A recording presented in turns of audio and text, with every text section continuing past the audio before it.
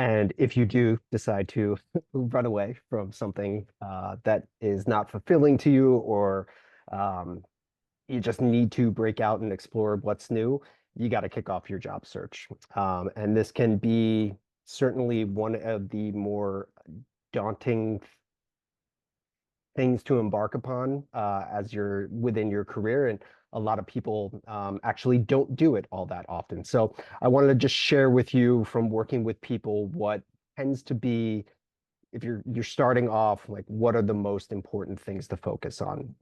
And a number one is be very clear about what you're targeting and be intentional.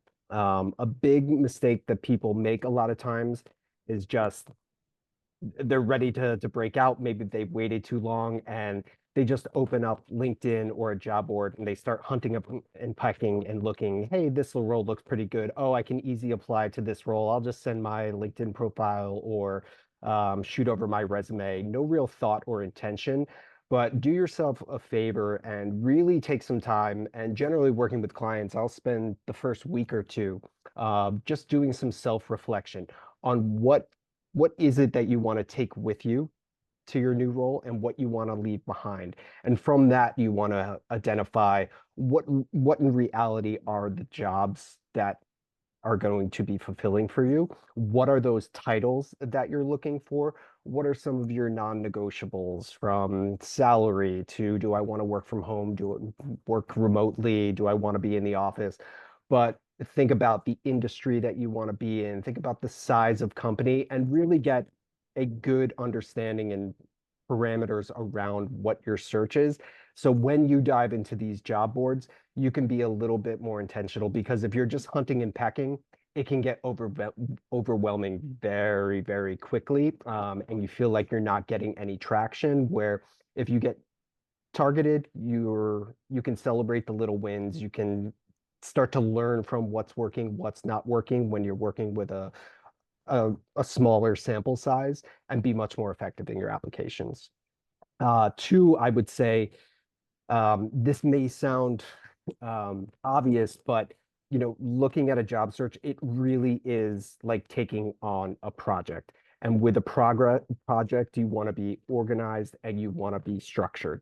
There's so many moving parts in a job search, from applications that are going out, people that you've touched base with, interviews that have happened, a company that you sent a resume to, but you haven't heard anything back in a week. The best thing you can do is set up a tracker for yourself, that you can see the moving pieces all in one place.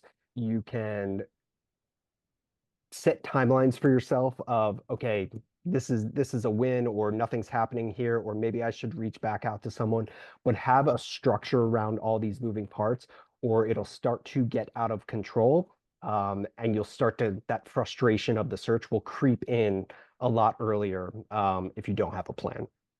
And then the third piece I would say is network, network, network. And a good first step is, let me start off with this. It's a statistic that sounds a little bit scary and people don't like to hear, but about 70+% of jobs are filled via some sort of network relationship.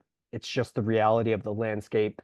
People in a world of unknowns, when people are hiring, they love to be able to leverage any little bit of information that they have, and bringing someone in that somebody knows or they know directly, or have had a previous conversation with, is always helpful in this process. So a good first step for you before you're diving into your search is take some time to reflect on who's out there, who have you worked with, who were your direct reports, who were managers, who were partners within the business, and just do a bit of a brain dump of, whether it's a list of 10 people, a list of 20 people, people that you could reach out to potentially just have a discovery call. Hey, I see you're at this company. Would love to catch up for coffee. That sounds really interesting. Would love to see what your path was towards that. But get a good understanding of, and the lay of the land of everyone going back, maybe even alumni that you went to school with. really put your finger on the pulse of the network that is available to you, and then you can start to think about strategically how you might be able to leverage that. So, all in all, it's all about strategy, structure, and relationships. And when you combine those clear goals in organization and networking, you set yourself up to be much more effective in your search. Yeah, I mean, I think both of us got our last few jobs through our network.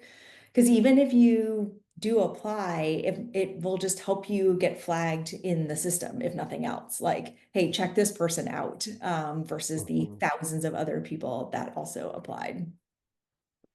Yeah, exactly. It's one of the few opportunities for you to really stand out in this process. And I know everybody's networks are have different degrees of strength, but capitalize on what you can and just make sure that you're not leaving any stone unturned.